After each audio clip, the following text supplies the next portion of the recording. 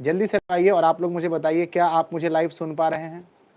क्या आप लोग मुझे लाइव रहे हैं? बताइए। थोड़ा सा नेटवर्क प्रॉब्लम है हर जगह जी, बच्चे कमेंट कर रहे हैं सर, है ना, मतलब नेटवर्क ठीक नहीं है सर, नेटवर्क ठीक नहीं है। जल्दी बताओ, क्या आप लोग मुझे लाइव सुन पा रहे हो प्यारे बच्चों? जल्दी से। नया माइक लगाया आज, और नया माइक को भी ट्राई करके देखो, नया माइक काम करता है नहीं करता है। हेलो जी सभी को, हेलो हेलो हेलो, फटाफट से लाइव आओ सब लोग। क्या आप लोग मुझे लाइव सुन पा रहे हो प्यारे बच्चों? जल्दी जल्दी बताओ। Yes sir, yes sir, live सुन पा रहे हो? यस और नो? हेलो सर जी, हाँ सर जी, हाँ सर जी। नया माइक लगाया मेरे बच्चे आज मैंने, ठीक है, और पता नहीं ये काम कर रहा है नहीं कर रहा है। अपने दोस्तों में शेयर कीजिए, ठीक है ना, आपके जितने भी फ्रेंड्स हैं सब में शेयर कीजिए। और इसके पहले वाली क्लास तो रिकॉर्डेड थी बच्चों, पर ये लाइव क्लास है, ये लाइव है। आप सभी दोस्तों में शेयर कीजिए और सबको बता दीजिए कि हम लाइव हैं आपके सामने। यस, जैसे 300-400 लोग जुड़ते हैं हम क्लास को स्टार्ट करेंगे। खूब शेयर कीजिए फटाफट से। मस्त है सर, अच्छा दिख रहा है। जल्दी शेयर करो, जितने भी आपके पास व्हाट्सएप ग्रुप हैं हर जगह इस क्लास को शेयर कीजिए, जल्दी जल्दी। हाँ सर, हमने शेयर कर दिया। आज ये चैप्टर बच्चों कंप्लीट हो जाएगा, आज ये चैप्टर कंप्लीट हो जाएगा। आपको विश्वास नहीं हो रहा होगा सर कैसे कंप्लीट हो जाएगा बच्चों, बस शेयर कर दो फटाफट से। चलिए स्टार्ट करें, शुरू करें। आज का मोटिवेशन है बच्चों, कहता है कि आज तुझ पर हंस रहे हैं जो, ध्यान रखना, इसकी गहराई पर जाना। कहते हैं आज तुझ पर हंस रहे हैं जो, वही लोग कल तेरा गुणगान करेंगे, वही लोग कल तेरा गुणगान करेंगे। करके दिखा दे कोई कमाल, करके दिखा दे कोई कमाल, तो तुझ पर सब अभिमान करेंगे, तुझ पर सब अभिमान करेंगे। तो मेरे प्यारे बच्चों, कभी निठल्ले ना बनो, कभी किसी के ऊपर बोझ ना बनो, हमेशा प्यारे बच्चों पढ़ाई करो। चलो बताओ कैसी पढ़ाई चल रही है आप लोगों की? अच्छी चल रही है? यस यस, बहुत बढ़िया। यूरोप में राष्ट्रवाद के बाद क्या पढ़ाएंगे सर? ये चैप्टर आज पहले कंप्लीट होने दो। कैसी चल रही पढ़ाई? अच्छी चल रही है? यस यस यस गुरुजी मेरे, बहुत बढ़िया चल रहा है। जल्दी बताओ, अच्छा चल रहा है? ठीक है, लाइव क्लासेस बहुत बढ़िया चल रहा है गुरुजी मेरे, बहुत अच्छा। ठीक है, सब कुछ बढ़िया है, मस्त है, ऑडियो वीडियो ठीक चल रहा है? यस गुरुजी, अच्छा चल रहा है। चलो मैं भी ठीक हूँ बच्चों, मेरी तबीयत बहुत अच्छी है, अभी मैं बहुत स्वस्थ हूँ। आइए शुरू करते हैं प्यारे बच्चों, आज समाप्त हो जाएगा, ठीक है। आज मैंने हर चीज लिख करके लाया रे, मैंने कल बोला था ना। हम लोग शुरू करेंगे बच्चों कहाँ से पता है? हम लोग शुरू करेंगे इटली के एकीकरण से। शुरू कहाँ से करेंगे बताओ? हम लोग स्टार्ट कहाँ से करेंगे गुरुजी? स्टार्ट करेंगे इटली के एकीकरण से, शुरू करेंगे इटली के एकीकरण से, ठीक है ना। इसके पहले सारे क्वेश्चंस आपको पता है बच्चों, क्या बताना। अब जल्दी से बता दो, एक क्वेश्चन एग्जाम में आता है कि इटली में ऑस्ट्रिया और फ्रांस जैसे विदेशी राष्ट्रों का हस्तक्षेप था। तो बच्चों अगर आपसे पूछा जाए कि इटली जो एक है ना, इटली बच्चों कहाँ का देश है सर? यूरोप का एक देश है। इटली बच्चों अपने आप में एक होना चाहता था, लेकिन इटली के एकीकरण में कौन कौन से दो ऐसे विदेशी राष्ट्र थे जो बीच में हस्तक्षेप कर रहे थे? बताओ कौन कौन से ऐसे दो विदेशी राष्ट्र थे जो हस्तक्षेप कर रहे थे? तो बच्चों याद रखना, इटली में ऑस्ट्रिया और फ्रांस दोनों जो थे, इटली के सभी छोटे छोटे जगहों को जुड़ने के लिए नहीं दे रहे थे, इसको याद रखिएगा, ठीक है। सबसे ज्यादा खतरनाक कौन था? ऑस्ट्रिया। अगले पॉइंट को याद रखिएगा बच्चों, कहते हैं पोप, पोप जो इटली का था, कहते हैं बच्चों की पोप है ना, पोप की इच्छा थी कि इटली का एकीकरण स्वयं उसके नेतृत्व में धार्मिक दृष्टिकोण से हो, ना कि शासकों के नेतृत्व में। देखो एग्जाम में क्वेश्चन आता है, कौन इटली का एकीकरण है ना धार्मिक दृष्टिकोण से करना चाहता था? कौन इटली का एकीकरण धार्मिक दृष्टिकोण से करना चाहता था? बताओ, एग्जाम में ये ऑब्जेक्टिव क्वेश्चन आएगा बच्चों। तो धार्मिक दृष्टिकोण से इटली का एकीकरण करना चाहता था पोप। कौन था बच्चों? पोप, ठीक है ना, याद रखिएगा, पोप। आगे बढ़ते हैं, कहते हैं बच्चों कि इटली पर विजय प्राप्त करने के बाद नेपोलियन ने, जब नेपोलियन बच्चों पता है आप सभी को, नेपोलियन के बारे में आप लोगों को सबको पता है कि नेपोलियन ने इटली पर भी आक्रमण किया था। कहते हैं बच्चों कि इटली पर विजय प्राप्त करने के बाद नेपोलियन ने इसे 3 गणराज्यों में गठित किया था। तीनों का नाम बताओ। पहला था बच्चों सिस्पाइन गणराज्य, दूसरा था है ना लिगुलियान, और तीसरा था ट्रांसपेडेन। तीसरा क्या था? ट्रांसपेडेन। आपके एग्जाम में जितने भी क्वेश्चंस पूछे जाएंगे सारा क्वेश्चंस यहां लिखा हुआ है, एक भी क्वेश्चन नहीं छूटेगा बच्चों, एक भी क्वेश्चन नहीं छूटेगा। जितने भी मुख्य चीज हैं हमने सबको लिख के लाया है आज। आज आपको घबराना नहीं है, घबराना नहीं है, और आपको ज्यादा पढ़ने के चक्कर में नहीं रहना है, क्योंकि एक चैप्टर है बच्चों, 2 4 5 ऑब्जेक्टिव क्वेश्चन आएंगे, 2 3 क्वेश्चन, एक तो सब्जेक्टिव आएगा। तो हम बता देंगे आपको। याद रखना बच्चों कि इटली पर विजय प्राप्त करने के बाद नेपोलियन ने इसे कितने है ना कितने गणराज्यों में बांटा था, बस ये बताओ कि नेपोलियन ने इसे कितने गणराज्यों में बांटा था। तो बच्चों नेपोलियन ने इसे 3 गणराज्यों में बांट दिया था। बस इतना आपको याद रखना है, ज्यादा नहीं, ज्यादा आपको नहीं पढ़ना, जितना हम बोले बस उतना याद करो, ज्यादा याद मत करना बच्चों। अगला चलो, नेपोलियन का पतन बच्चों सबको पता है कि देखो कहते हैं कि नेपोलियन युग बच्चों 1804 से लेकर के 1815 तक चला था, 1815 तक। लेकिन बच्चों हकीकत अगर हम बात करें ना तो नेपोलियन 15 तक था ही नहीं, 14 में ही ये समाप्त हो गया था।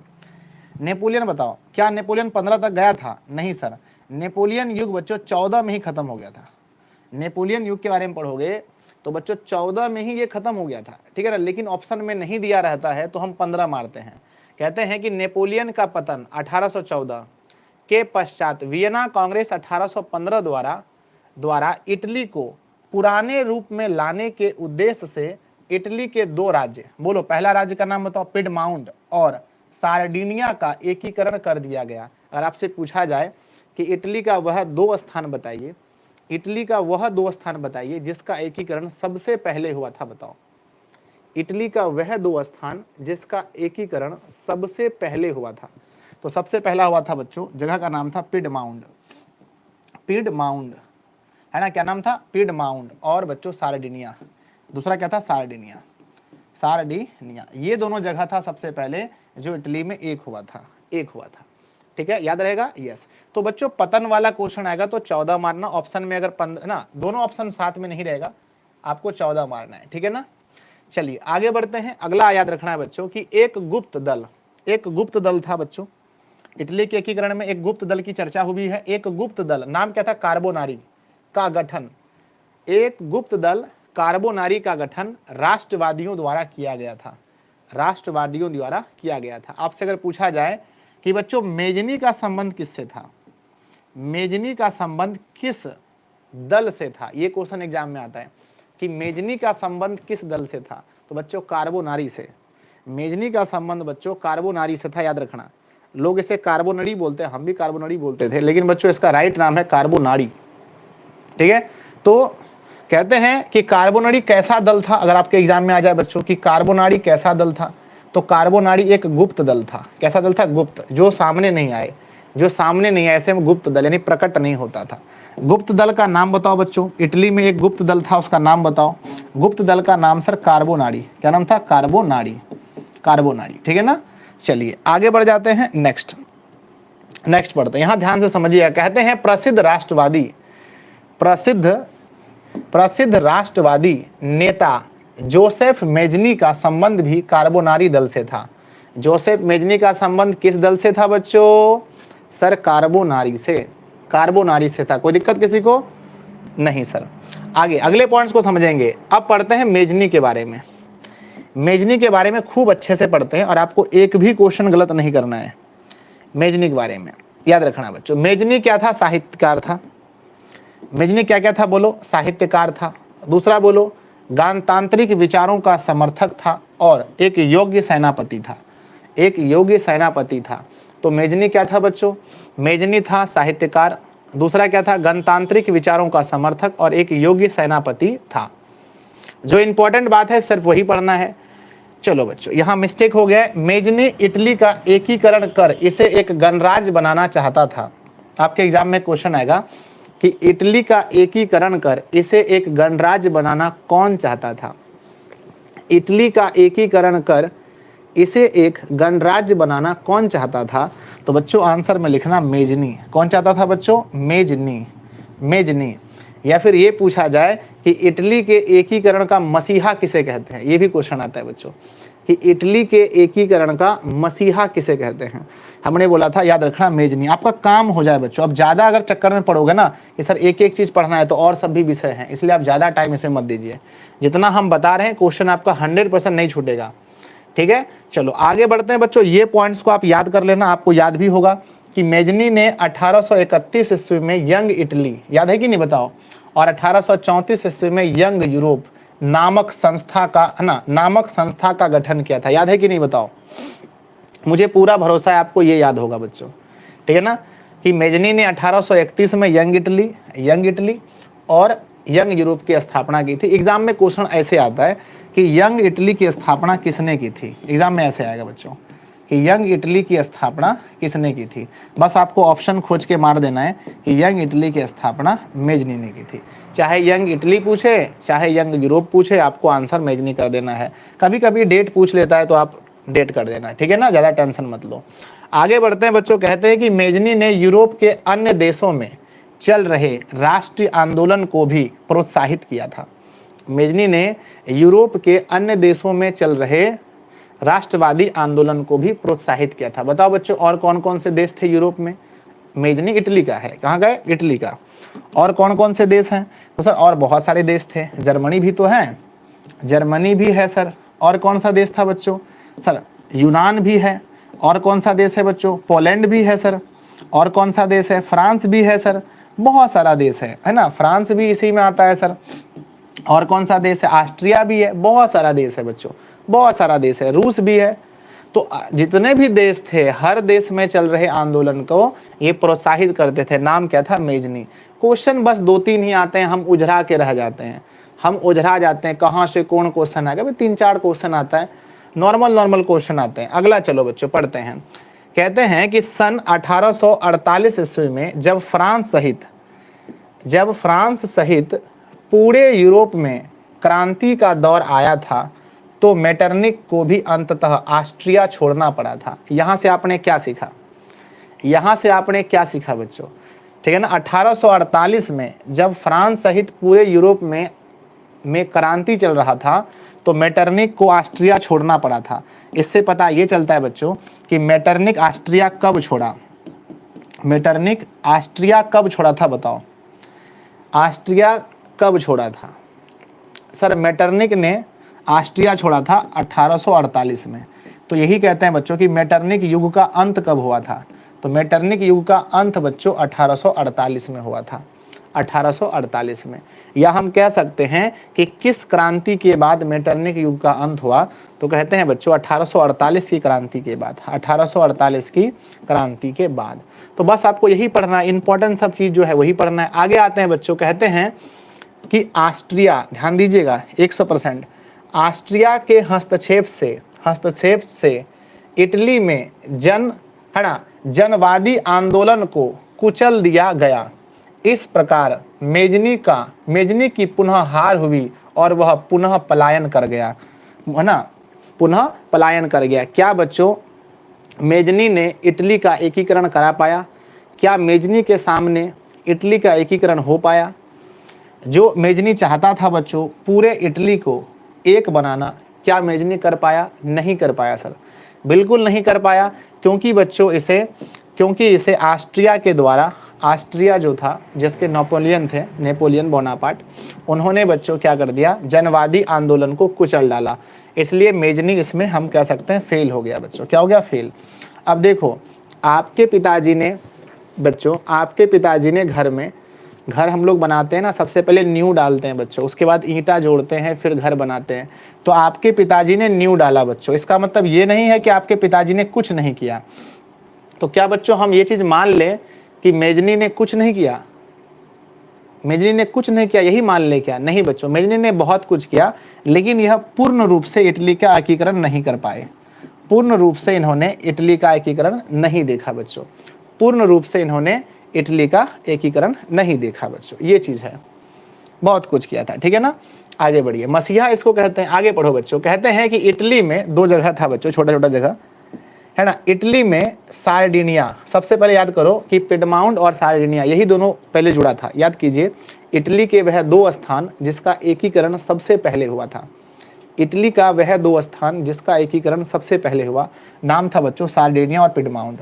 कहते हैं कि इटली में सार्डिनिया और पिडमाउंट का नया शासक विक्टर इमैनुएल बना बच्चों। सार्डिनिया और पिडमाउंट जब आपस में मिले तो उसका नया शासक कौन बना, तो गुरुजी मेरे यहाँ का नया शासक बना विक्टर इमैनुएल। कौन बना, विक्टर इमैनुएल। और बच्चों विक्टर इमैनुएल ने काउंट काबूर को क्या बनाया था, प्रधानमंत्री, है ना। देखो शासक भी होता था और प्रधानमंत्री भी होता था। तो बच्चों विक्टर इमैनुअल ने प्रधानमंत्री किसे बनाया था बच्चों? काउंट काबूर को।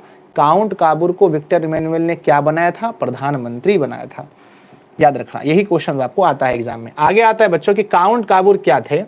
तो काउंट काबूर जो थे बच्चों, काउंट काबूर जो थे एक सफल कूटनीतिज्ञ है ना, एक सफल कूटनीतिज्ञ एवं राष्ट्रवादी था। कूटनीतिक है ना, एक सफल कूटनीतिज्ञ और राष्ट्रवादी था। काउंट काबूर क्या था बच्चों? एक सफल कूटनीतिज्ञ और राष्ट्रवादी था। ठीक है, ज्यादा इंपॉर्टेंट ये नहीं है, जहां होगा हम आपको बताते चलेंगे, लिखे हैं। लेकिन वह इटली के एकीकरण में सबसे बड़ी बाधा ऑस्ट्रिया को मानता था। एग्जाम में क्वेश्चन आएगा बच्चों कि काउंट काबूर इटली के एकीकरण में सबसे बड़ा बाधा किसे मानता था? सबसे बड़ा बाधा किसे मानता था बच्चों? बाधाएं तो दोनों तरफ से थी, इटली भी था और आप लोगों ने देखा फ्रांस भी था, लेकिन सॉरी ऑस्ट्रिया भी था और फ्रांस भी, लेकिन मेन किसको मानता था बच्चों? सबसे मेन ऑस्ट्रिया को मानता था। आगे बढ़ते हैं, कहते हैं कि क्रीमिया का युद्ध, एक बार एग्जाम में पूछा गया था बच्चों कि क्रीमिया का युद्ध कब हुआ था?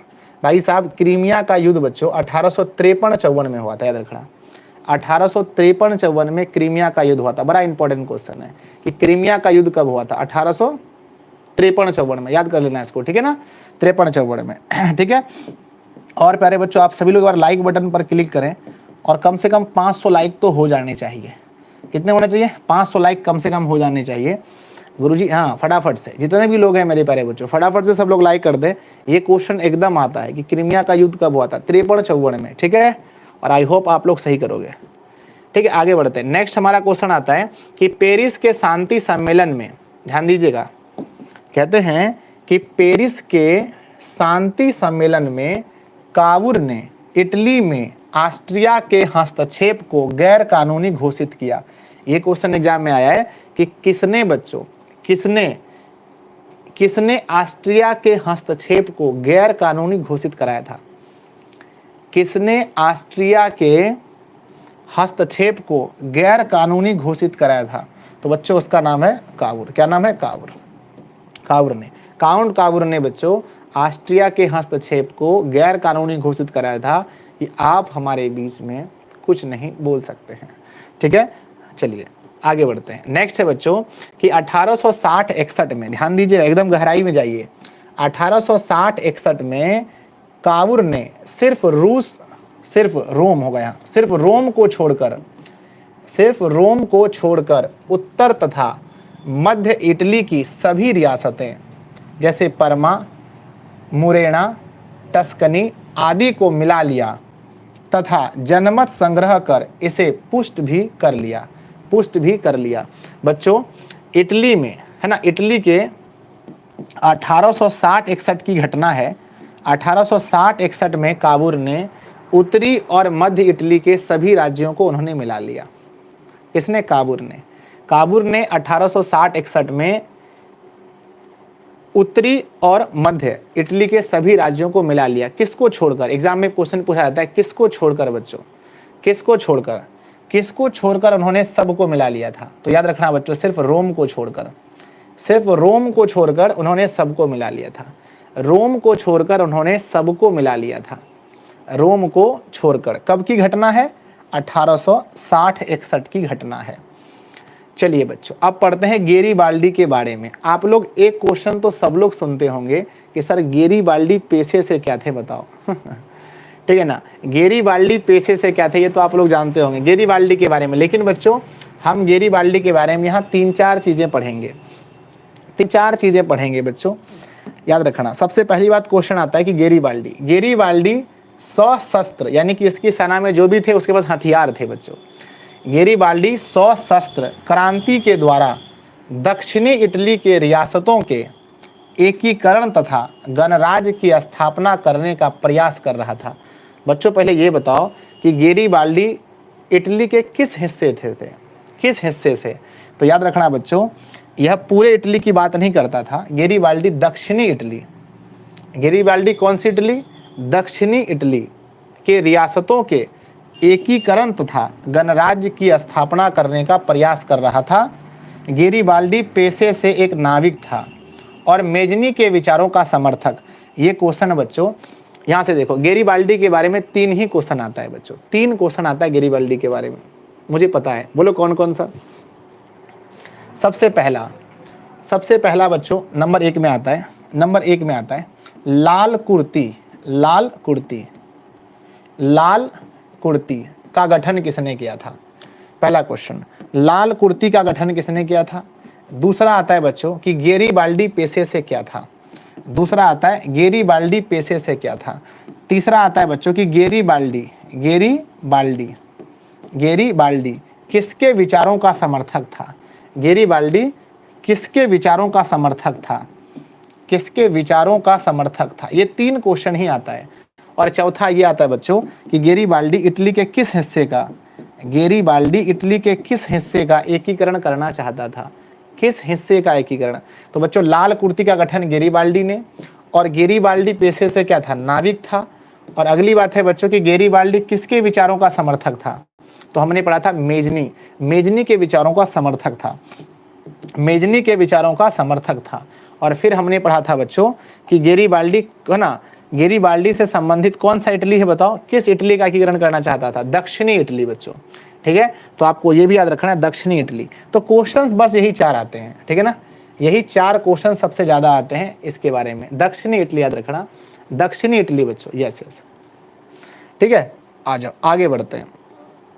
ठीक है, आगे बढ़ के देखो क्या लिखा है। गेरिबाल्डी ने अपने कर्मचारियों तथा, कहते हैं कि गेरिबाल्डी ने अपने कर्मचारियों तथा स्वयं सेवकों की सशस्त्र, मतलब जिसके पास हथियार हो बच्चों उसे कहते हैं सशस्त्र, सशस्त्र सेना बनाई। उसने अपने सैनिकों को लेकर इटली, सिसिली तथा नेपल्स पर आक्रमण किया था। तो बच्चों उन्होंने अपने सैनिकों को लेकर कहां पर आक्रमण किया था, इटली के 2 जगह पर उन्होंने आक्रमण किया था। बताओ कौन कौन जगह पर। अपने कर्मचारी और स्वयं सेवकों को लेकर उन्होंने कहां पर आक्रमण किया था, बताओ कहां पर आक्रमण किया था। सर उन्होंने आक्रमण किया था सिसिली और नेपल्स पर। 2 जगह था, एक का नाम था सिसिली, क्या नाम था, सिसिली, और दूसरा का नाम क्या था, नेपल्स। नेपल्स सर क्या एग्जाम में आता है, कभी नहीं पूछा गया बच्चों, ये इतना डीप क्वेश्चन नहीं आता है, इतना डीप क्वेश्चन नहीं आता है, कभी नहीं आता है, लिखा गया तो हम बता दिए। आगे 1862 में गेरिबाल्डी ने रोम पर आक्रमण करने की योजना बनाई थी, ये क्वेश्चन आया है। तो 1862 में गेरिबाल्डी ने कहां पर आक्रमण करने की योजना बनाई थी बताओ। सर हमें याद है कि काउंट काबूर ने रोम को छोड़ दिया था। इटली का जब एकीकरण कर रहे थे काउंट काबूर, तो किसको छोड़ा था बताओ। तो गुरुजी काउंट काबूर ने रोम को छोड़ा था। और रोम पर आक्रमण किसने किया, रोम पर आक्रमण किसने किया बच्चों। तो रोम पर आक्रमण करने की योजना किसने बनाई, गेरिबाल्डी ने, गेरिबाल्डी ने। कब बच्चों, कब की चर्चा है ये, 1862, 1862, 1862। और बच्चों एक चीज याद रखना, 1862 में ही काउंट काबूर की मृत्यु हुई थी, ठीक है ना। ये भी क्वेश्चन एग्जाम में आता है, शायद मुझे भी याद आ गया, कहीं लिखा होगा, देखो लिखा है ना। देखो बच्चों यहाँ पर काउंट काबूर भी चले गए, क्या लिखा है ध्यान से पढ़ो। 1862 ईस्वी में दुर्भाग्यवश काबूर की मृत्यु हो गई और इस तरह वह भी पूरे इटली का एकीकरण नहीं देख पाया, इस तरह वह भी पूरे इटली का एकीकरण नहीं देख पाया। तो बच्चों क्या मेजनी ने इटली का एकीकरण देखा था, क्या मेजनी ने पूरे इटली का एकीकरण देखा था, नहीं सर, मेजनी ने पूरे इटली का एकीकरण नहीं देखा था, नहीं सर, ठीक है ना। चलो दूसरा बताओ बच्चों, क्या काउंट काबूर ने देखा, क्या काउंट काबूर ने देखा, नहीं सर, काउंट काबूर ने भी इसका पूरा नहीं देखा, काउंट काबूर ने भी पूरा नहीं देखा बच्चों, ठीक है ना। अब बच गए 2, एक बच गए कौन, गेरिबाल्डी, और एक बचे हैं विक्टर इमैनुएल। आइए आगे पढ़ते हैं। कहते हैं कि 1870-71 में फ्रांस और प्रसा के बीच युद्ध हुआ था। ये क्वेश्चन एग्जाम में बहुत बार पूछा जाता है कि 1870-71 में किसके बीच युद्ध हुआ था। तो बच्चों एक था फ्रांस और दूसरा प्रसा, इसके बीच युद्ध हुआ था। आपको याद रखना है कि 1870-71 में फ्रांस और प्रसा के बीच युद्ध हुआ था। आगे आता है बच्चों, ध्यान रखिएगा, एग्जाम में कई बार पूछा गया है कि इटली का एकीकरण कब हुआ, पूरी तरह से एकीकरण कब हुआ, इटली का एकीकरण कब हुआ बच्चों। तो इटली और जर्मनी, इटली और जर्मनी दोनों का एकीकरण 1871 में हो गया था। 1871 में इटली और जर्मनी दोनों का एकीकरण हुआ था, याद रखना बच्चों, बहुत बार एग्जाम में क्वेश्चन आया। कहते हैं कि 1871 ईस्वी में तक इटली का एकीकरण मेजनी, काबूर, गेरिबाल्डी जैसे राष्ट्रवादी नेताओं एवं विक्टर इमैनुअल जैसे शासक के योगदान के कारण पूरा हुआ। तो बच्चों है ना, पूरा हुआ। तो ये बताइए पहले कि इटली का एकीकरण खत्म कब हो गया? 1871 में। इसमें योगदान कितने व्यक्ति का है? 4 व्यक्ति का। चलिए, तो यहाँ से इतने क्वेश्चंस बनते हैं, आप डरो मत। अब हर क्वेश्चन के चक्कर में मत पड़ो, ठीक है। आपको ऑल सब्जेक्ट पढ़ना है कि सिर्फ हिस्ट्री का एक ही चैप्टर पढ़ना है? सब कुछ पढ़ना है, इसलिए एक के चक्कर में मत पड़िए। आइए अब पढ़ते हैं बच्चों जर्मनी का एकीकरण। क्या पढ़ते हैं? अब किसका एकीकरण पढ़ते हैं बताओ? अब किसका पढ़ते हैं बताओ? जर्मनी। अब पढ़ते हैं जर्मनी का एकीकरण। अब पढ़ते हैं बच्चों जर्मनी का एकीकरण। पहले ये बताओ कि हमने पढ़ा इटली के एकीकरण में बहुत सारे व्यक्ति को पढ़ा, 4 व्यक्ति को। जर्मनी के एकीकरण में सबसे मुख्य कौन था बताओ? बच्चों जर्मनी के एकीकरण का सबसे मुख्य व्यक्ति था बिस्मार्क। कौन था? बिस्मार्क था। जर्मनी के एकीकरण का सबसे मुख्य व्यक्ति था बच्चों बिस्मार्क था, ठीक है ना। और इन्होंने रक्त एवं लौह नीति का अवलंबन किया था। बिस्मार्क ने रक्त एवं लौह नीति का अवलंबन किया था। किसने बच्चों? बिस्मार्क ने। और आपसे पूछा जाए कि जर्मनी का एकीकरण कब हुआ, तो बच्चों जर्मनी का भी एकीकरण 1871 में ही हुआ था। जर्मनी का भी एकीकरण कब हुआ था? 1871 में ही हुआ था। जर्मनी का भी एकीकरण कब हुआ था? 1871 में ही। इतने ही क्वेश्चंस आते हैं, ज़्यादा क्वेश्चन नहीं आते हैं। आप पढ़ने का कुछ भी पढ़ लीजिए, आता नहीं है कुछ, ठीक है ना। आइए क्या लिखा है पहले बच्चों, एक चीज़ और मैंने बताया था आपको कि जर्मनी कितने भागों में बटा था बताओ? जर्मनी एक होने से पहले कितने छोटे बड़े राज्यों में बटा था? तो बच्चों जर्मनी अगर हम देखें तो छोटे बड़े 300 राज्यों में बटा था। जर्मनी लगभग 300 छोटे बड़े राज्यों में बटा था बच्चों।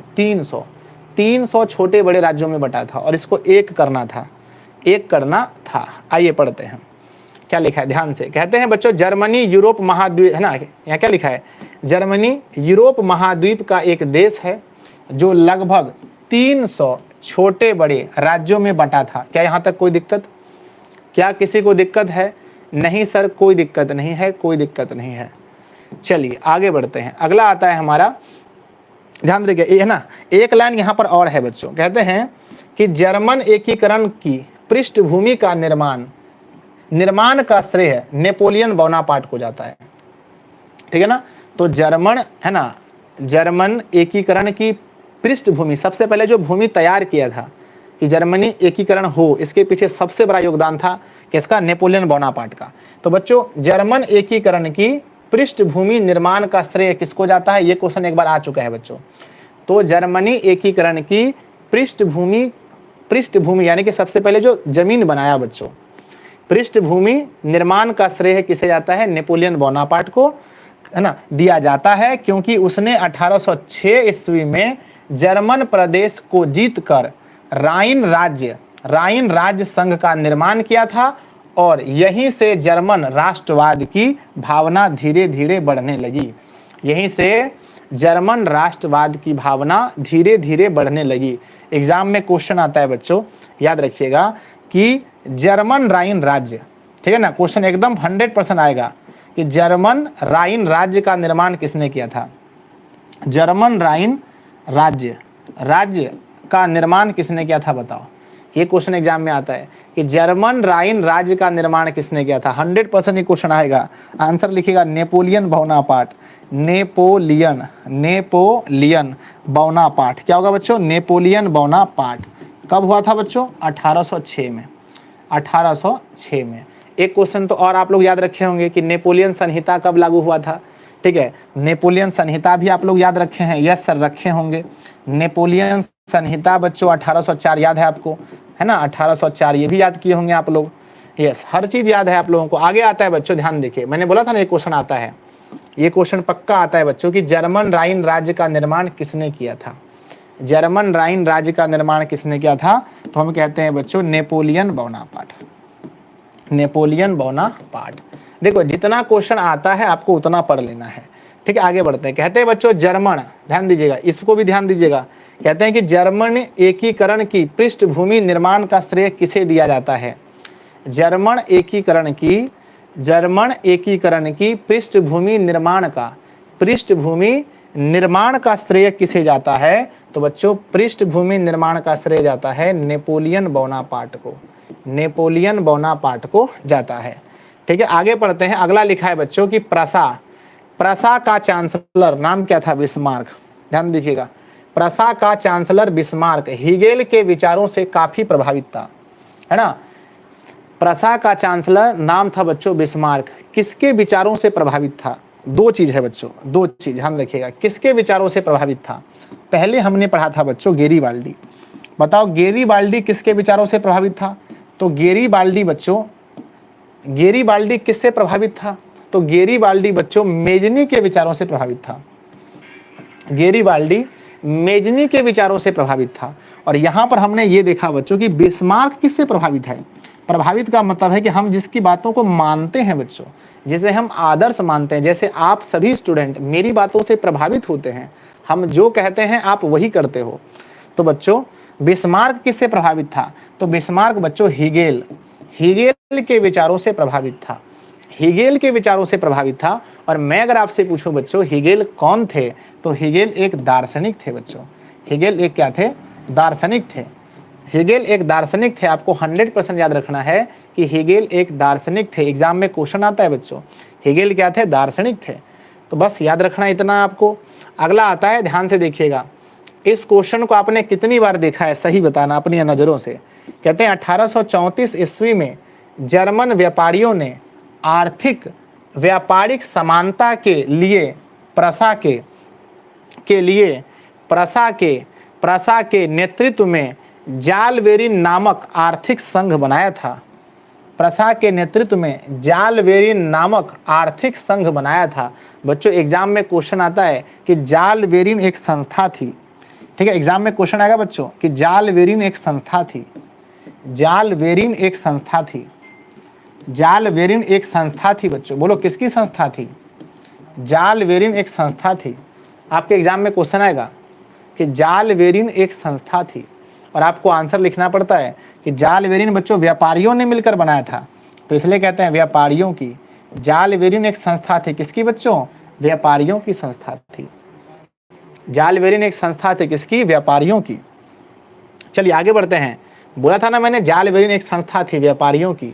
अगला आता है बच्चों बिस्मार्क के बारे में। ध्यान रखिएगा, बिस्मार्क के बारे में हमने आपको पहले ही बताया। बिस्मार्क क्या था? बहुत बढ़िया कूटनीतिज्ञ। कूटनीतिज्ञ बच्चों जिसको राजनीति अच्छा आता हो, जैसे अमित शाह का नाम सुने होंगे अमित शाह बच्चों अभी मोदी जी के बहुत बड़े सलाहकार हैं, बहुत बड़े राजनीति के जानकार हैं।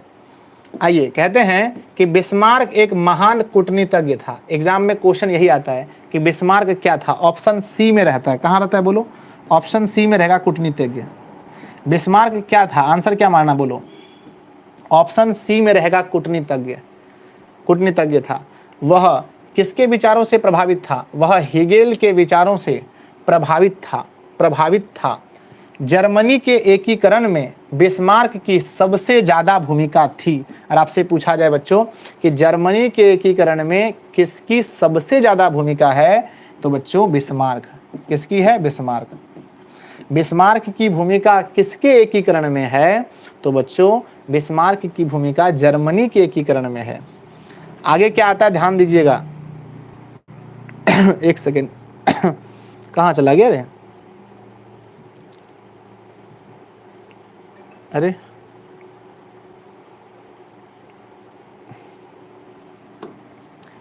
विजय मेहताब कहाँ गया? बोला तो कहाँ चले गया वो? पीडीएफ ही हट गया है ना। कहाँ चला जाता है पीडीएफ हटने के बाद? बोलो तो सर बुला रहे हैं, पीडीएफ कहाँ चले गया? अरे यार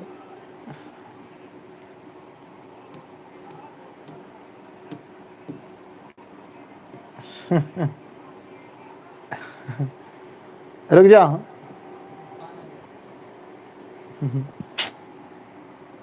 कहाँ चला जाता है वे? अरे पीडीएफ खो गया, जल्दी आओ यार। कैसे कैसे कैसे कैसे कहाँ चला गया? हाँ मिल गया जी, मिल गया। चलो चलो मिल गया बच्चों, हो गया। आ जाओ आगे बढ़े। हाँ चलिए आगे बढ़ते हैं बच्चों। जर्मनी के एकीकरण में बिस्मार्क की सबसे ज्यादा भूमिका थी। बिस्मार्क ने जर्मन एकीकरण के लिए सैन्य शक्ति के महत्व को समझा था।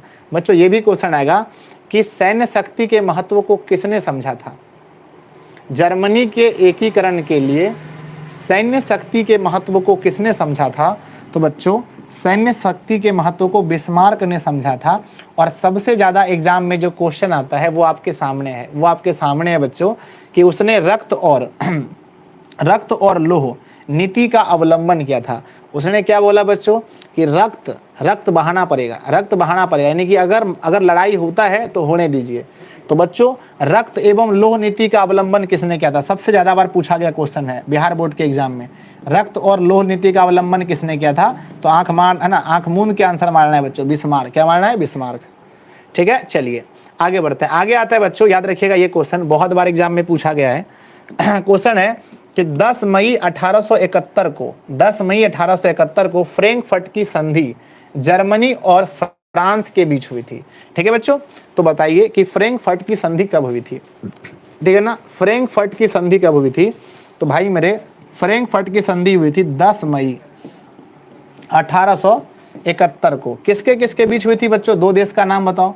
तो सर पहला है जर्मनी, दूसरा है फ्रांस। पहला है जर्मनी, दूसरा फ्रांस। लेकिन एग्जाम में सबसे ज्यादा यही आता है कि फ्रैंकफर्ट की संधि कब हुई, चुपचाप मार दो 1871।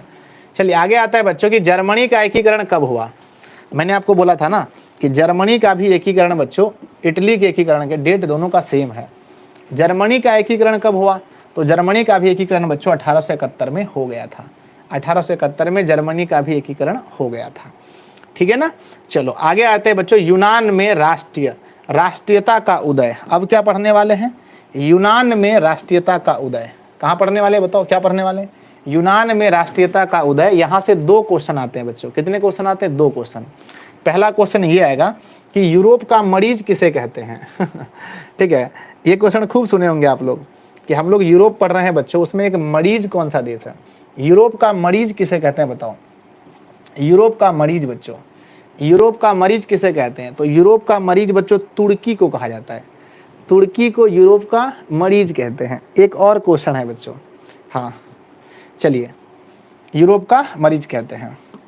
चलिए आगे बढ़ जाएं, अगला क्वेश्चन, यूरोप वासियों के लिए, ये क्वेश्चन और आता है कि यूरोप वासियों के लिए साहित्य एवं ज्ञान विज्ञान का प्रेरणा स्रोत कौन सा देश रहा है बताओ। यूरोप वासियों के लिए साहित्य एवं ज्ञान विज्ञान का, यूरोप वासियों के लिए साहित्य एवं ज्ञान विज्ञान का प्रेरणा स्रोत कौन रहा है।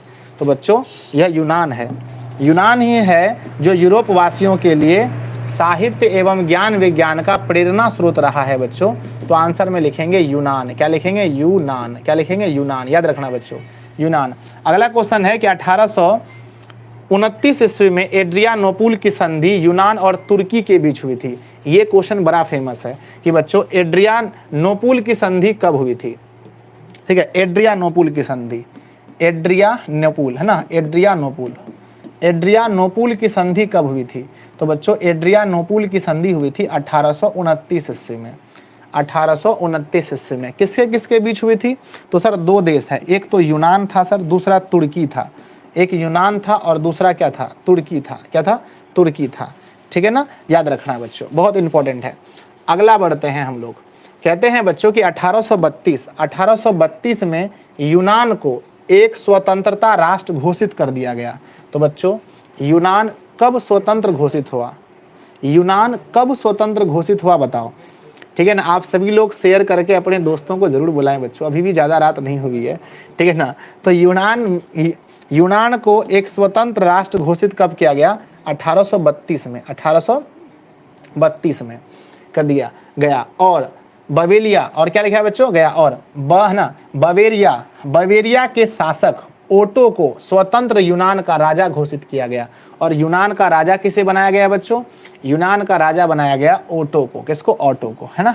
यूनान का राजा बच्चों ओटो को बनाया गया। खैर ये क्वेश्चन नहीं पूछा जाता है, अभी तक आप देखोगे बिहार बोर्ड में ये क्वेश्चन कभी नहीं पूछा गया है ना, कभी ये क्वेश्चन नहीं पूछा गया है। तो उम्मीद है नहीं पूछा जाएगा बच्चों। चलिए एक क्वेश्चन और आता है एग्जाम में, याद रखना, एकदम सबसे बच्चू वाला क्वेश्चन आता है कि हंगरी की राजधानी कहाँ है। हंगरी के बारे में एक क्वेश्चन आता है कि हंगरी की राजधानी क्या है, दूसरा कुछ नहीं आता है। हंगरी के बारे में एक के क्वेश्चन आता है कि हंगरी की राजधानी कहाँ है। बस आंसर मारना बच्चों, बुडापेस्ट। यही क्वेश्चन आता है हंगरी के बारे में, ठीक है ना। तो ज़्यादा आपको दिमाग नहीं दौड़ाना है, जो आता है बस उतना। चलिए याद रखना बच्चों, इस चीज़ को ध्यान रखिएगा। कहते हैं कि यूरोप में, याद रखिएगा, मैंने आपको शुरू दिन भी यही पढ़ाया था कि यूरोप में जो राष्ट्रवाद की भावना सबसे पहले जगी बच्चों, वह किस देश से, बताओ। मैंने शुरू में भी बताया था आपको फर्स्ट में कि यूरोप में राष्ट्रवाद की जो भावना जगी बच्चों, वो फ्रांस से जगी। कहाँ से जगी? फ्रांस से।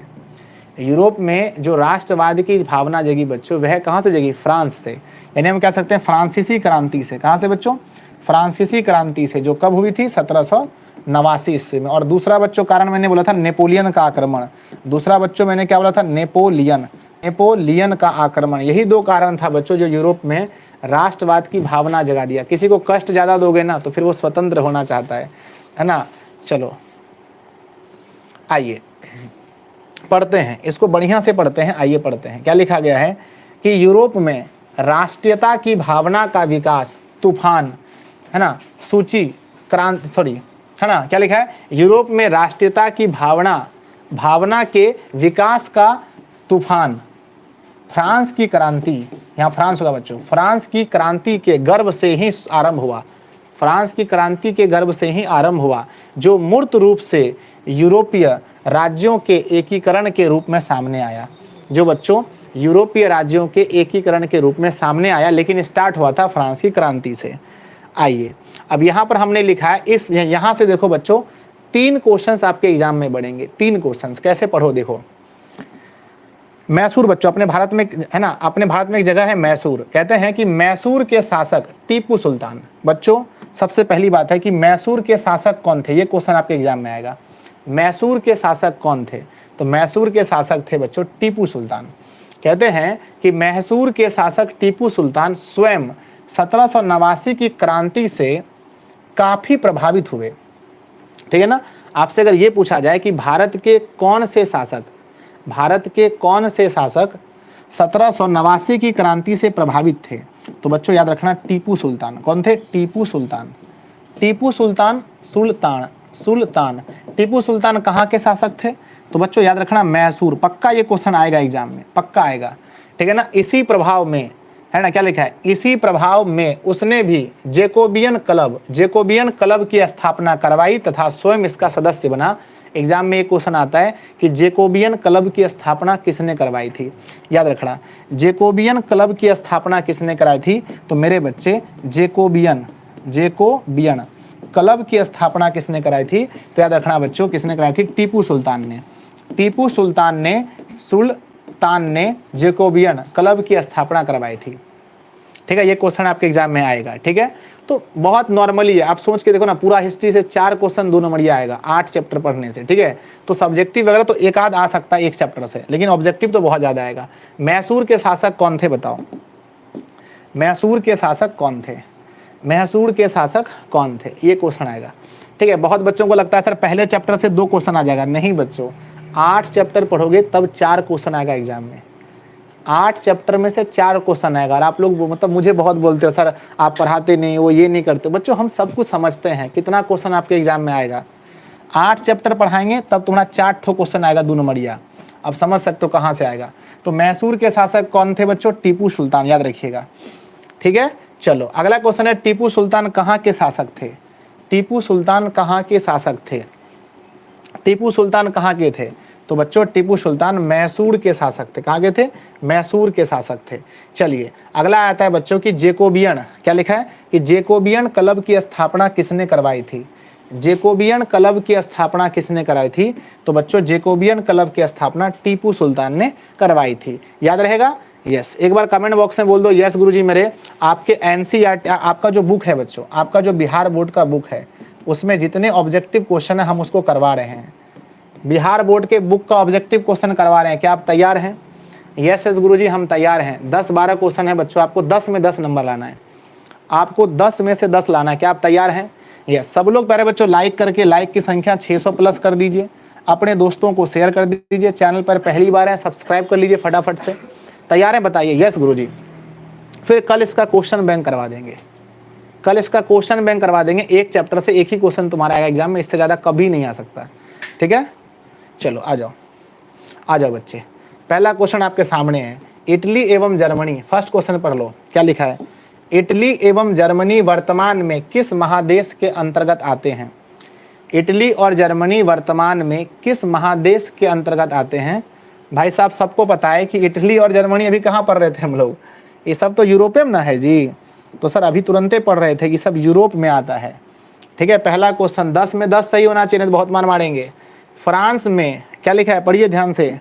फ्रांस में किस शासक वंश की पुनर्स्थापना वियना कांग्रेस के द्वारा किया गया है। कल भी पढ़ाए थे बच्चों कि फ्रांस में वियना कांग्रेस के द्वारा वियना कांग्रेस के द्वारा बच्चों किस वंश की स्थापना हुई। तो बच्चों वियना कांग्रेस के द्वारा बुर्बो वंश की स्थापना हुई थी। बुर्बो वंश की स्थापना हुई थी, ऑप्शन सी, बुर्बो वंश की स्थापना हुई थी।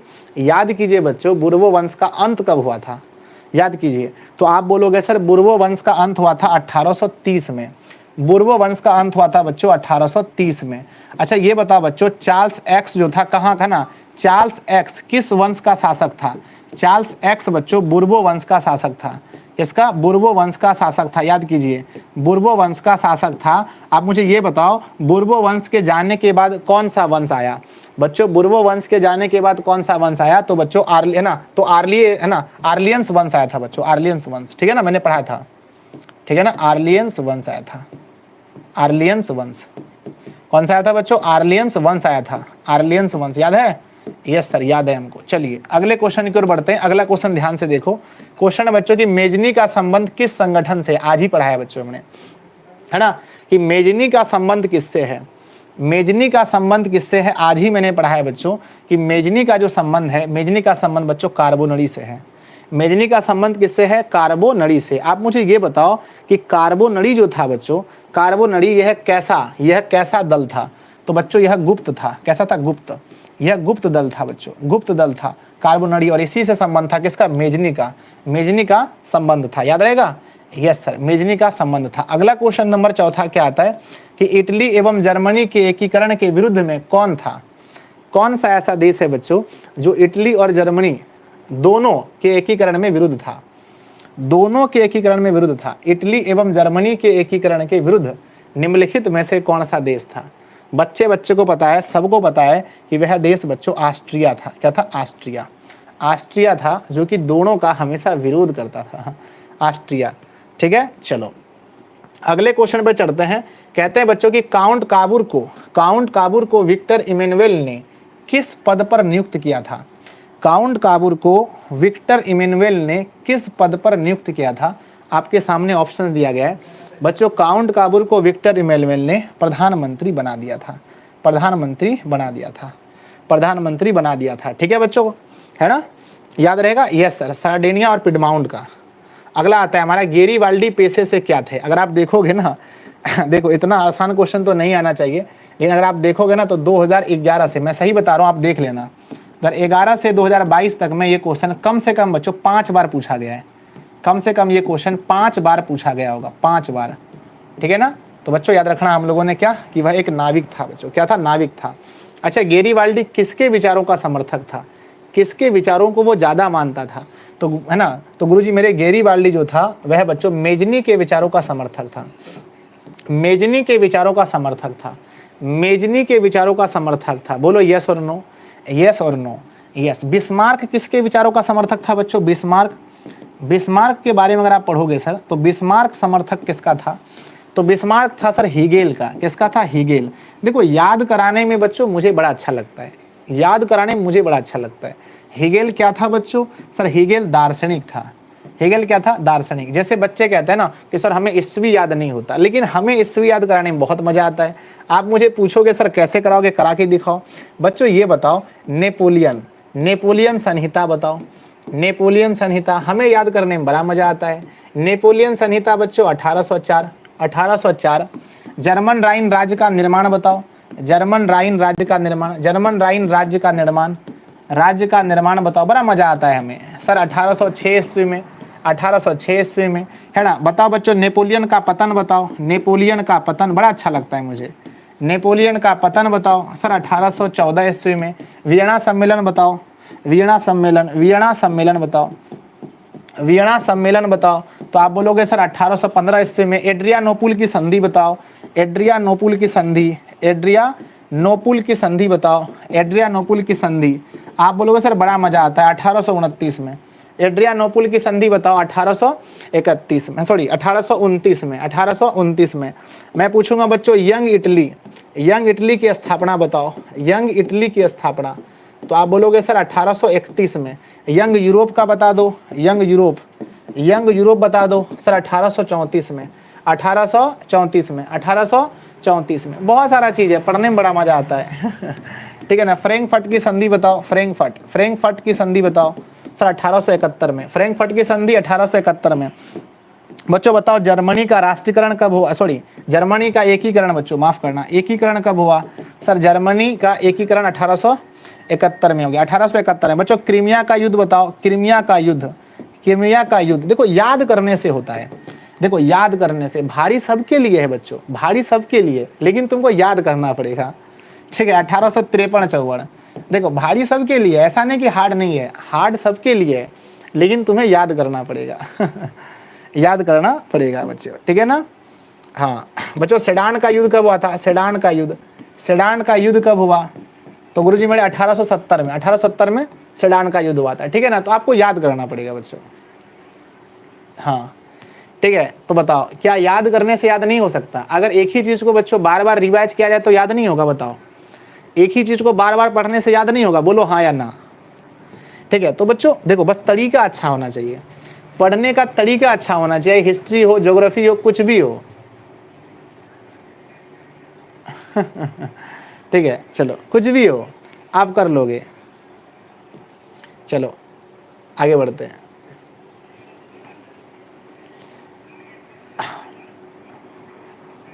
चलिए क्वेश्चन क्या लिखा है बच्चों, ध्यान दीजिएगा।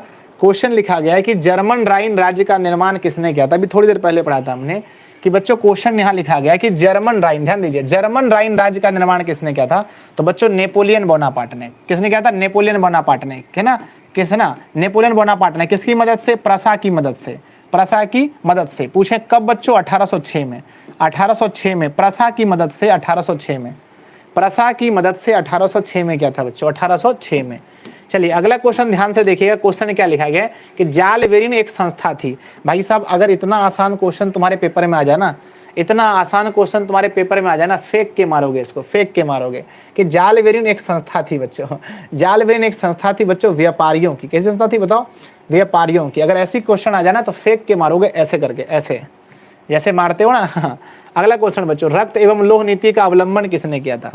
देखो बच्चों रक्त एवं लौह नीति का अवलंबन किसने किया था? ठीक है, फेंक के मारोगे। अभी हमने थोड़ी देर पहले पढ़ा था बच्चों कि रक्त एवं लौह नीति का अवलंबन भाई साहब किसने किया था? बिस्मार्क ने। किसने किया था बच्चों? बिस्मार्क ने। किसने? बिस्मार्क ने, ठीक है ना। अच्छा ये बताओ कि बिस्मार्क का योगदान किसके एकीकरण में था बच्चों? बिस्मार्क का योगदान किसके एकीकरण में है? तो आप बोलोगे सर बिस्मार्क का योगदान जर्मनी के एकीकरण में है। अच्छा बिस्मार्क किसके विचारों से प्रभावित था? तो बच्चों हीगेल के विचारों से प्रभावित था। हीगेल के विचारों से प्रभावित था। अगर मैं पूछूं बच्चों बिस्मार्क कौन थे, तो बिस्मार्क एक महान कूटनीतिज्ञ थे, कूटनीतिज्ञ थे, महान कूटनीतिज्ञ थे बच्चों, ठीक है ना, महान कूटनीतिज्ञ थे। अगर पूछें कि बच्चों जर्मनी के एकीकरण का आधारशिला किसने रखा था, तो बच्चों जर्मनी के एकीकरण का आधारशिला पूछा जाए तो नेपोलियन बोनापार्ट, नेपोलियन बोनापार्ट। आधारशिला बच्चों बोनापार्ट, आधारशिला किसने रखा था? तो बच्चों नेपोलियन बोनापार्ट ने आधारशिला रखा था, ठीक है ना। चलो 10वां क्वेश्चन कहते हैं बच्चों कि फ्रैंकफर्ट की संधि कब हुई थी? भाई साहब हमने पढ़ा था फ्रैंकफर्ट की संधि। फ्रैंकफर्ट की संधि कब हुई थी बताओ? यस है ना, फ्रैंकफर्ट की एक बच्चा कुछ गलत कमेंट कर रहा है। भाई साहब कोई दिक्कत नहीं है, आपका अपना नहीं चल रहा है तो यहाँ के गाली दोगे, मुझे पता है। जिसका अपना नहीं चलता वहाँ वो यहाँ के गाली देते हैं। चलो क्या लिखा बच्चों की फ्रैंकफर्ट की संधि कब हुई थी? भाई साहब देखो फ्रैंकफर्ट की संधि हुई थी 1871 ईस्वी में। ऑप्शन नंबर डी, फ्रैंकफर्ट की संधि 1871 ईस्वी में हो गई थी। कोई दिक्कत है क्या? कोई दिक्कत किसी को नहीं? अब मुझे बताओ पहले कि और एक है क्या? अच्छा एक और है बच्चों, 11 क्वेश्चन है। आ जाओ। कहते हैं कि यूरोप वासियों के लिए किस देश का साहित्य एवं ज्ञान, यूरोप वासियों के लिए किस देश का साहित्य एवं ज्ञान विज्ञान प्रेरणा स्रोत रहा है? बताओ, प्रेरणा स्रोत रहा है, बताओ, प्रेरणा स्रोत रहा है। तो बच्चों यूरोप वासियों के लिए किस देश का साहित्य एवं ज्ञान विज्ञान प्रेरणा स्रोत रहा है? तो बच्चों आंसर क्या है? यूनान। क्या है? यूनान, यूनान, यूनान। ठीक है, देखो कभी भी आंख मूंद करके किसी चीज़ पर भरोसा मत करो। हम आपको एक चीज़ कहते हैं कि आपका पहला चैप्टर समाप्त हुआ बच्चों, फर्स्ट चैप्टर समाप्त हुआ। अब आपके मन में दो चीज़ है बच्चों, पहला चैप्टर समाप्त हुआ है ना, पहले ये बताओ समाप्त हो गया और यहाँ से कितने तरह के क्वेश्चन बनते हैं बताओ। बच्चों पहला बनता है ऑब्जेक्टिव। क्या ऑब्जेक्टिव में आपको दिक्कत होगा? क्या आपको लगता है कि एक भी ऑब्जेक्टिव छूटेगा? नहीं सर, बच गए 2 नंबर वाले क्वेश्चन। 2 नंबर वाले क्वेश्चन इस चैप्टर से आ भी सकते हैं, नहीं भी आ सकते हैं, आ भी सकते हैं, नहीं भी आ सकते हैं, क्योंकि 8 में से बच्चों 8 चैप्टर में से आपके एग्जाम में आपको 6 मिलेंगे, जिसमें 4 बनाना है। 6 मिलेंगे 4 तो आ भी जाएगा, तो हम आपको कल करा देंगे, ठीक है ना। और तीसरा बच्चों 4 अंक के प्रश्न की कोई गारंटी नहीं कि यहाँ से आए, आगे भी तो बहुत सारे चैप्टर्स हैं, तो आप टेंशन मत लीजिए, आपका काम हो जाएगा बच्चों। एक ही चीज़ को पकड़ के मत रहो, एक ही चीज़ को अगर पकड़ के रहोगे बच्चों तो जीवन में आगे कैसे बढ़ोगे। इसलिए यह चैप्टर हो गया कंप्लीट। कल करेंगे हम इसका क्वेश्चन बैंक, ठीक है ना। कल करेंगे हम इसका बच्चों क्वेश्चन बैंक। क्या करेंगे? Question bank. कल करेंगे इसका क्वेश्चन बैंक और हम आपको ढेर सारा ऑब्जेक्टिव करवाएंगे बच्चों, और साथ में कराएंगे सब्जेक्टिव। कल इसका ऑब्जेक्टिव भी होगा और क्या होगा? सब्जेक्टिव। तो कल ये चैप्टर पूरी तरह से क्या हो जाएगा? खत्म। आप लोग पूरा चैप्टर अच्छे से पढ़ लेना। आई होप आपको अच्छा लगा होगा। नीचे कमेंट करना प्यारे बच्चों कि आज के क्लास में आपने कितना सही किया। आप सब लोग कमेंट करना, ठीक है। अरे देखो अब उतना अच्छा हमें नहीं आ रहा है पढ़ाने बच्चों, तो इसका मतलब थोड़ी है कि हम छोड़ देंगे पढ़ाना, नहीं। अच्छा जितना भी पढ़ा रहे काम चलेगा ना, बताओ यस और नो। जितना भी पढ़ा रहे हैं बच्चों क्या आपका काम चल रहा है ना? यस और नो बता दो, ठीक है ना। कुछ लोग कहते हैं ना, मुझे बहुत सारे लोगों ने बोला कि सर आप नहीं पढ़ाते हो ना हिस्ट्री वगैरह उतना, तो आप छोड़ दो, आप मैथ्स पढ़ाओ, आप साइंस पढ़ाओ। हमने बोला देखो भाई, हमने बोला हम मैथ्स तो पढ़ाते ही हैं, हमारे बच्चे मैथ्स में तो नंबर लाते ही हैं, हमारे बच्चे हिंदी में देखो बच्चों इतने अच्छे नंबर लाते हैं, हमारे बच्चे संस्कृत में भी नंबर लाते हैं, हमारे बच्चे है ना साइंस तो हम पढ़ाते ही हैं बच्चों। तो हम क्यों छोड़ दें एसएसटी को? एसएसटी हम क्यों छोड़ दें? तो एसएसटी भी होगा ना, आप टेंशन क्यों लेते हो? कोई दिक्कत नहीं है, आप मन से पढ़ते रहो अच्छे से, ठीक है। सब लोग लाइक कर दो मेरे प्यारे भाई, नीचे कमेंट करना आज का क्लास कैसा लगा। मिलते हैं फिर कल, ठीक है ना। बहुत बढ़िया, बाय बच्चों सभी को। कुछ लोग ना बहुत ज़्यादा नाराज हो जाते हैं कि सर क्लासेज नहीं होती। यार भरोसा किया हमारे ऊपर, मेरे ऊपर भरोसा किया है बच्चों, ये भरोसा टूटने थोड़ी दूंगा मैं। दिल जीत लूंगा बच्चे, तुम्हारा दिल है बचा के रखना, जीत लूंगा एक दिन, याद रखना। लव यू सभी को। हाँ ठीक है, इसका नोट्स वगैरह बच्चों, इसका लिखा हुआ नोट्स वगैरह लेने के लिए आपको पेड क्लास में जुड़ जाना, ठीक है। पेड क्लास में जुड़ जाना, जिसको भी नोट्स नहीं मिला है। पेड क्लास में जुड़ने के लिए पैसा लेते हैं भाई साहब, एक ही बार लेते हैं, ज़्यादा नहीं लेते। नंबर है हमारा 77, नंबर है 7700879453। जो लोग पेड क्लास में नहीं जुड़े हाथ उठाओ। जो लोग आज पहली बार आए थे हाथ उठाओ। सर हम नए स्टूडेंट हैं, हाथ उठाओ। जितने भी नए लोग हैं बच्चों, सब लोग इस नंबर पर कॉल करना या व्हाट्सअप करना कि सर हमें पेड क्लास में जोड़ लो। हम आपसे एक ही बार पैसा लेते हैं 251 रुपये। आप मुझे गूगल पे, फ़ोन पे, पेटीएम करेंगे, ऑल सब्जेक्ट का हम नोट्स देंगे, हर क्लास का नोटिफिकेशन, हर क्लास का पीडीएफ, सब कुछ देते हैं व्हाट्सअप पर। लेकिन एक बार आपसे पैसा लेते हैं, क्योंकि फ्री चीज़ों के ना, जो फ्री में मिलता है हम उसकी कदर नहीं करते हैं। नीचे कमेंट जरूर कीजिएगा आज का क्लास कैसा लगा। लव यू बच्चों, बाय। कल मिलते हैं सुबह 9 बजे मैथ की क्लास में।